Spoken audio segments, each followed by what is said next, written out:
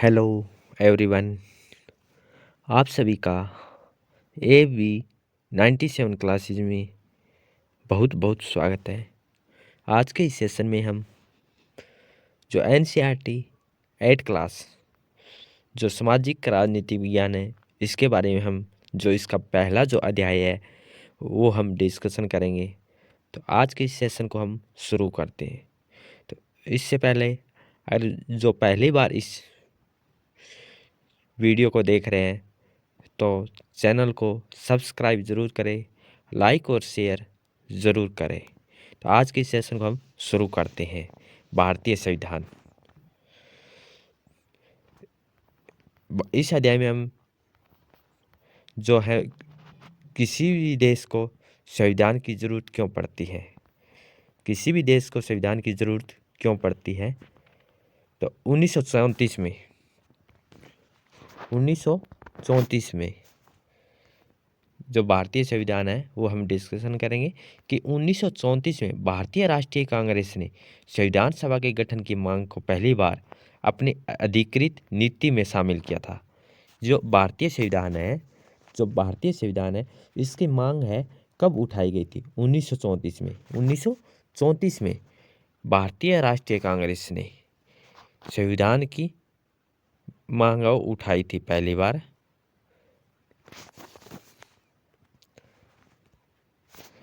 तो कब की बात है? 1934 में। और केवल भारतीयों को लेकर बनने वाली एक स्वतंत्र संविधान सभा की मांग दूसरे विश्व युद्ध के दौरान और तेज हो गई थी। कि सबसे पहले जो शुरुआत हुई थी भारतीय संविधान की वो हुई थी 1934 में। किसके द्वारा? राष्ट्रीय कांग्रेस। कौन सी थी? भारतीय राष्ट्रीय कांग्रेस ने संविधान को गठन के लिए अपना एक संविधान होगा और इसकी मांग की थी। और ये केवल भारतीयों को लेकर बनने वाली एक स्वतंत्र संविधान सभा की यह मांग दूसरे विश्व युद्ध के दौरान बहुत तेज हो गई थी। अर्थात दिसंबर 1946 में संविधान सभा का गठन किया गया था। संविधान सभा का जो गठन है वो कब हुआ था? संविधान सभा का गठन हुआ था 1946 में। कब जी? दिसंबर 1946 में इसका गठन हुआ था।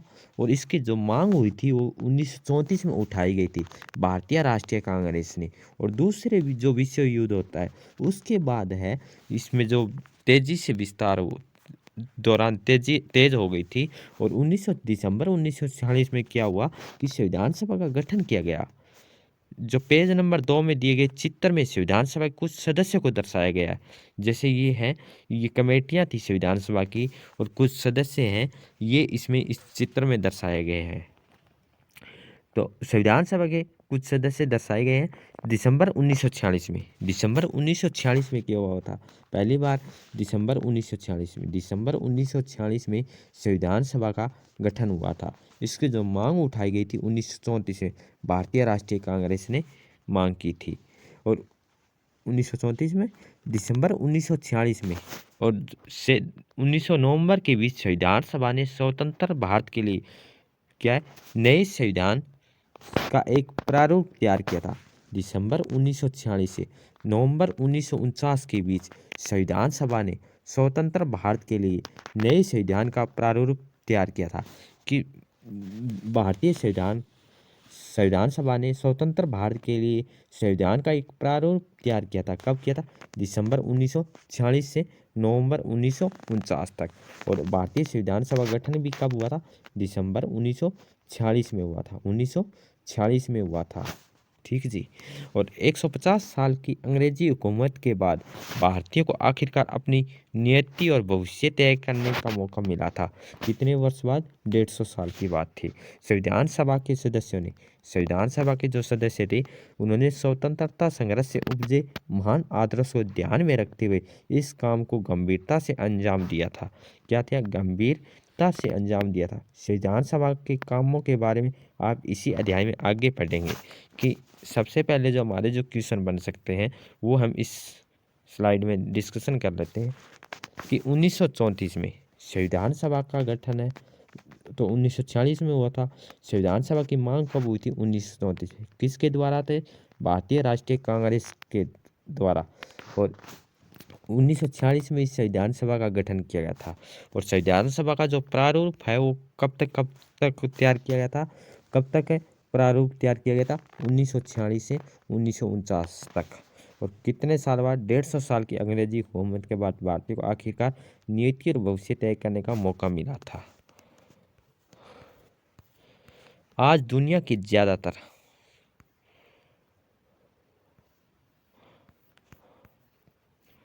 आज क्या है, दुनिया के ज़्यादातर देश के पास अपना संविधान है। कि आज दुनिया के ज़्यादातर देशों के पास अपना संविधान है। आमतौर पर सभी लोकतांत्रिक देशों के बारे में उम्मीद की जा सकती है कि उनके पास संविधान ज़रूर होगा। आज है दुनिया के लगभग सभी के पास अपना अपना संविधान है और सभी लोकतांत्रिक देशों के बारे में उम्मीद भी की जा सकती है और उनके पास संविधान ज़रूर होगा। लेकिन इसका ये मतलब नहीं है कि जिन देशों के पास अपने संविधान होते हैं, जिन देशों के अपने पास संविधान होते हैं वो सभी लोकतांत्रिक देश ही होंगे। ये कोई ज़रूरी नहीं है कि जिनके पास अपने संविधान होते हैं वो क्या लोकतांत्रिक देश होते हैं। नहीं, संविधान कई उद्देश्यों की पूर्ति करता है। संविधान किन की पूर्ति करता है? कई उद्देश्यों किन की करता है जी? कई उद्देश्यों की क्या करता है? कई उद्देश्यों की भी पूर्ति करता है। पहला, ये दस्तावेज उन आदर्शों को सूत्रबद्ध करता है। पहला जो दस्तावेज है किनको?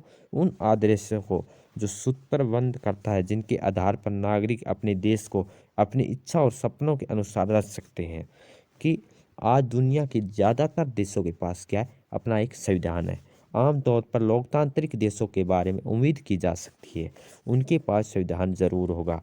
इसका मतलब नहीं है कि जिनके देशों के पास अपने संविधान होते हैं वो लोकतांत्रिक देश होते हैं, ये ज़रूरी नहीं है।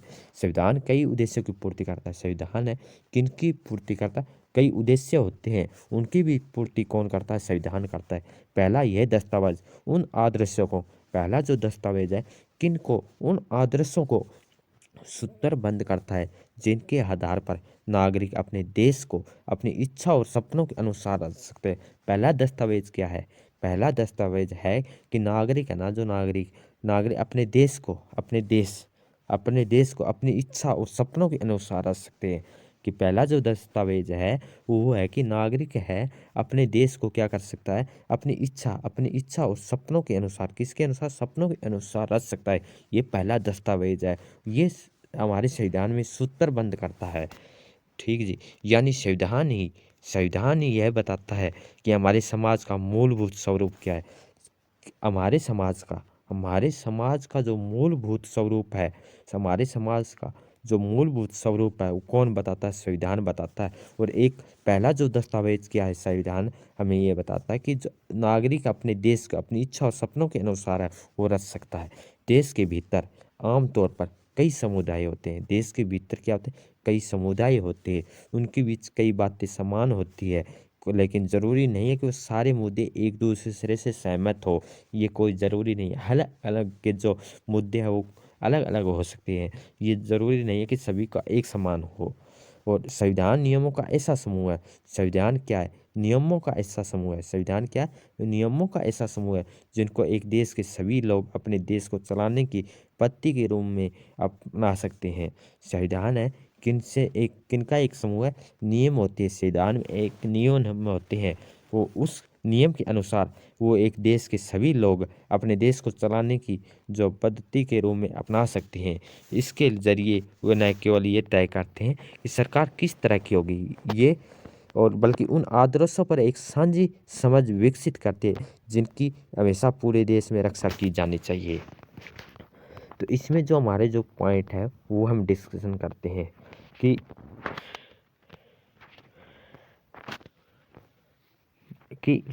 संविधान की जो मांग है वो कब होती है। पहला जो हमारा क्वेश्चन बनेगा कि 1934 में किसके द्वारा? राष्ट्रीय कांग्रेस पार्टी के द्वारा की गई थी। और संविधान का गठन कब हुआ था? दिसंबर 1946 में हुआ था। और जो प्रारूप तैयार किया गया था वो कब तक हुआ था? दिसंबर 1946 से नवंबर 1949 तक इसके प्रारूप थे वो तैयार हुए थे। और हमारे और तीसरा जो हमारा पॉइंट होगा कि आज दुनिया के जो ज़्यादातर लोग हैं उनके पास अपना संविधान होगा। ये जो लोकतांत्रिक देश है उनके पास संविधान ज़रूर होगा, परंतु ये ज़रूरी नहीं है कि जो लोकतांत्रिक देश है वो लोकतांत्रिक जो देश है वो क्या कि उनके पास अपने संविधान होते हैं। और संविधान का पहला जो दस्तावेज क्या है कि पहला जो दस्तावेज है उन आदर्शों को सूत्रबद्ध करता है। किनको?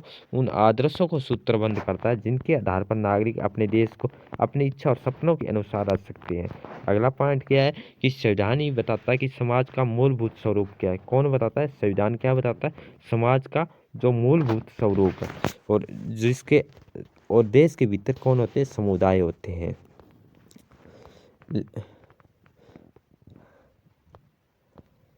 और संविधान है किसका एक समूह है? संविधान किनका एक समूह है? नियमों का एक समूह है जो एक देश के सभी लोग अपने देश को चलाने की पद्धति के रूप में अपना सकते हैं। क्या? वो नियम।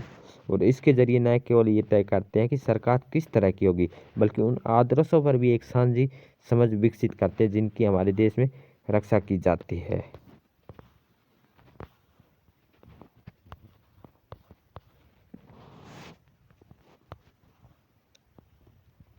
नेपाल में लोकतंत्र के लिए कई जन संघर्ष हो चुके हैं।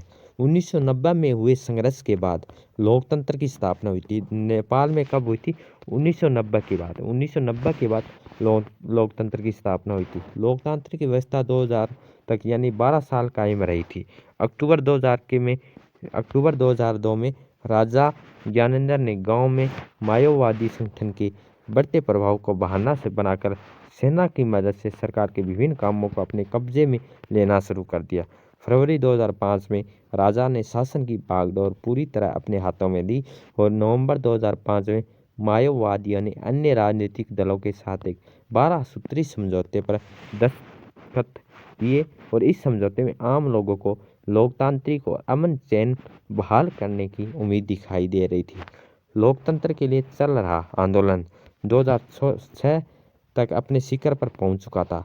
आंदोलनकारियों ने राजा की ओर दी गई छोटी छोटी रियासतों को नामंजूर कर दिया। आखिरकार अप्रैल 2006 में राजा को तृतीय संसद बहाल करके राजनीतिक दलों को सरकार बनाने का मौका देना पड़ा। 2008 में राजतंत्र को खत्म करने के बाद नेपाल लोकतंत्र बना था। नेपाल कब है लोकतंत्र बन गया था? 2008 में। किसको खत्म करके? राजतंत्र को खत्म करके। 2006 में भी लोकतंत्र की मांग को लेकर चलने वाले जनतांत्रिक आंदोलन के दृश्य ऊपर के चित्रों में है, ये दिखाए जा रहे हैं। ये हमने नेपाल के बारे में डिस्कशन किया कि नेपाल में जो लोकतांत्रिक व्यवस्था वो 2002 में आई थी, फिर वापस ही से लोकतांत्रिक छीना गया। फिर कब हुई लोकतंत्र की स्थापना दोबारा नेपाल में? 2008 में हुई थी।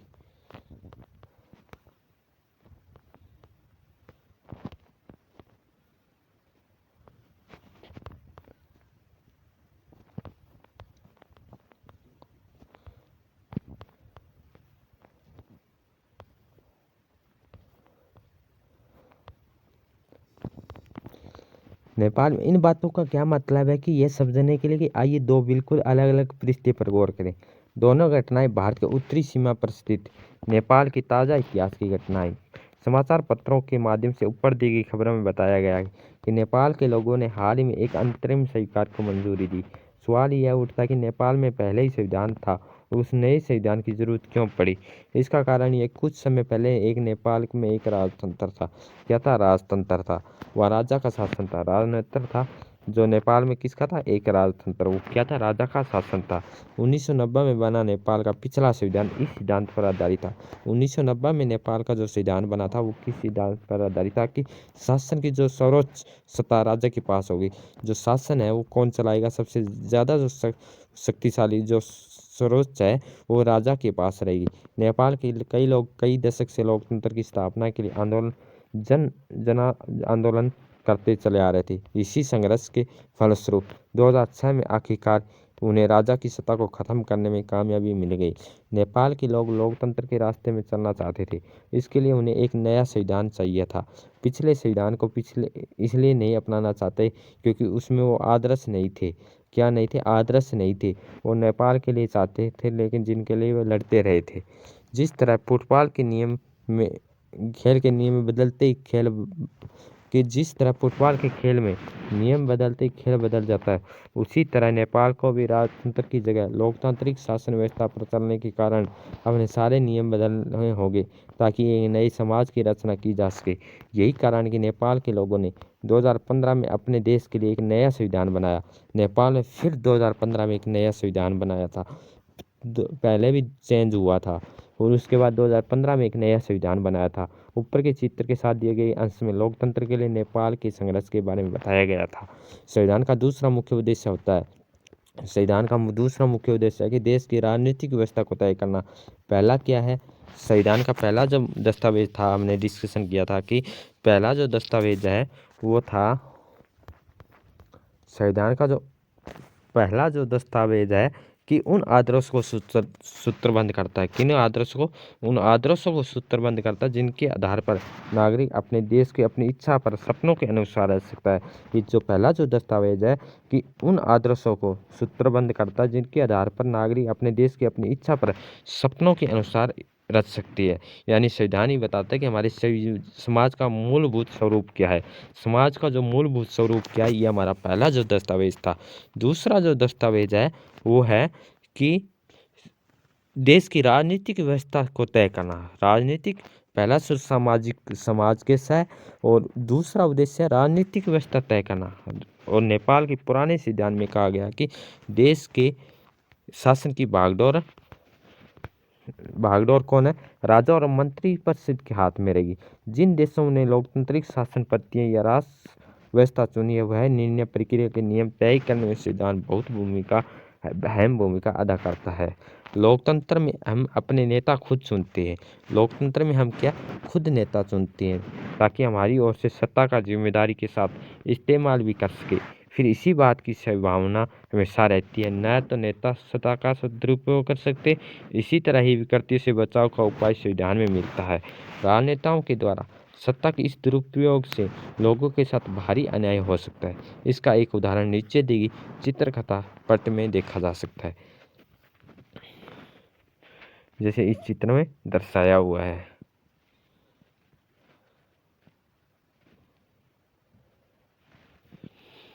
लोकतांत्रिक समाजों में प्राय संविधान ही ऐसे नियम तय करता है। लोकतांत्रिक समाजों में कौन है नियम तय करता है? संविधान ही नियम तय करता है, जिनके द्वारा राजनेताओं के हाथों सत्ता के इस दुरुपयोग को रोका जा सकता है। राजनेताओं के हाथों में सत्ता के इस दुरुपयोग को रोका जा सकता है। भारतीय संविधान में ऐसे बहुत सारे कानून मौलिक अधिकारों वाले खंड दिए गए हैं। क्या? भारतीय संविधान में ऐसे बहुत सारे कानून हैं, मौलिक अधिकारों के खंड दिए गए हैं। क्या आपको कक्षा 7 की पुस्तक में दिए गए दलित लेखक ओम प्रकाश वाल्मीकि के अनुभव कुछ याद है?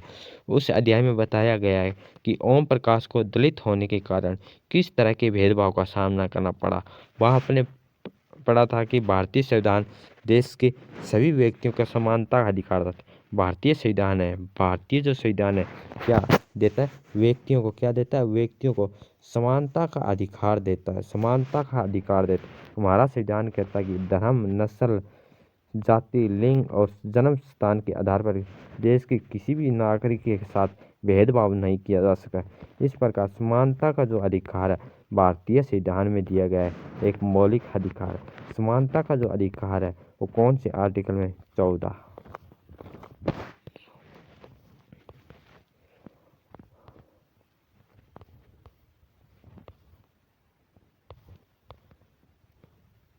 लोकतंत्र में संविधान का एक महत्वपूर्ण काम ये होता है कि कोई भी ताकतवर समूह किसी दूसरे या कम ताकतवर समूह या लोगों के खिलाफ अपनी ताकत का इस्तेमाल न करे।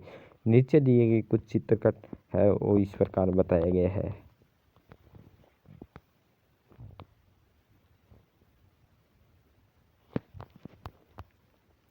कि खेलों की घंटी शुरू होने वाली है। चलो आज कुछ अलग अलग खेलते हैं। बास्केटबॉल नहीं, हम तो क्रिकेट ही खेलेंगे। शिक्षक इस विवाद को हल करने के लिए दोनों पक्षों को हाथ उठाकर अपनी राय बताने के लिए कहती है। ये तो तय होना है कि लड़कों की संख्या कक्षा में ज़्यादा है, तो लड़के क्या है, कह रहे कि हम जीत जाएंगे। हमें सदा वही करना पड़ता है जो लड़के चाहते हैं, क्योंकि उनकी संख्या कक्षा में ज़्यादा है, लड़कियां कह रही है।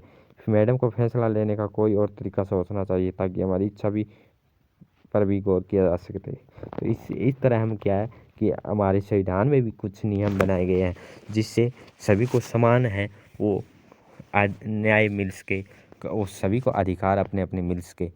ये भारतीय संविधान में ये कुछ कानून है वो बनाए गए हैं। इसी तरह के अस्वस्थ हालात लोकतांत्रिक समाजों में पैदा हो सकते हैं, जहां बहुमत वाला गुट लगातार ऐसे फैसले लागू करता रहता है जिनसे अल्पसंख्यकों की सहमति नहीं होती। उनका नुकसान होता है, जैसा कि इस चित्रकथा के पट में पता चलता है। बहुमत की निरंकुशता का खतरा हर समाज में बना रहता है।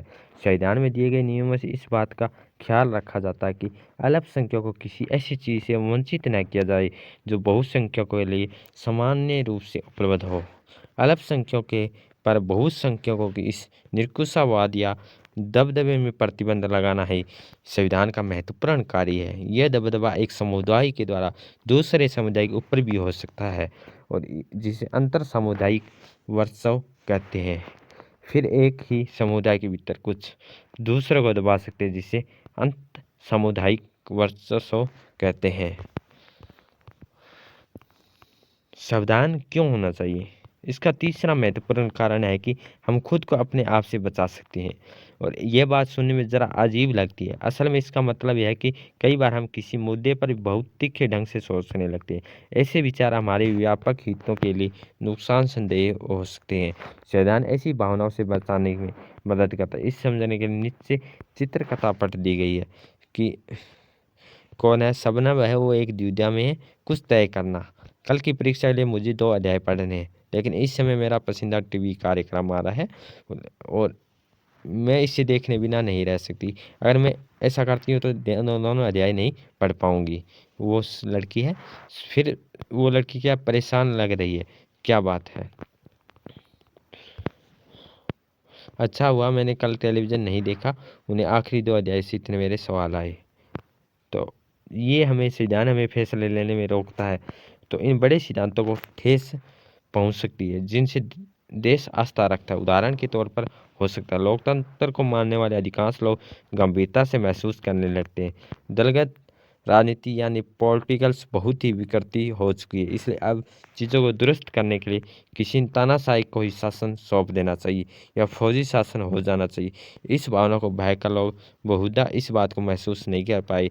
लंबे दौर में तानाशाही शासन को उनके सारे हितों को तहस नहस कर दे। एक अच्छा संविधान देश की बुनियादी संरचना को इस तरह के उन्माद से बचाता है और ऐसे प्रावधानों को आसानी से पलटने नहीं देता, जिनके जरिए नागरिकों को अधिकारों को आश्वासन मिलता है और उनकी स्वतंत्रता की रक्षा होती है।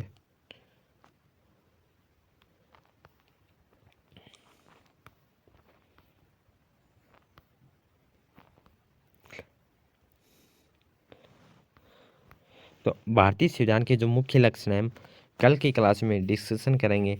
दोस्तों आज के इस सेशन को ज़्यादा से ज़्यादा शेयर, कमेंट और सब्सक्राइब ज़रूर करें इस चैनल को, जो पहली बार इस वीडियो को देख रहे हैं। तो आज के इस सेशन को हम यहीं विराम करते हैं, जो कल नेक्स्ट क्लास में हमें भारतीय संविधान और मुख्य लक्षण के बारे में हम डिस्कशन करेंगे। Thank you all of you.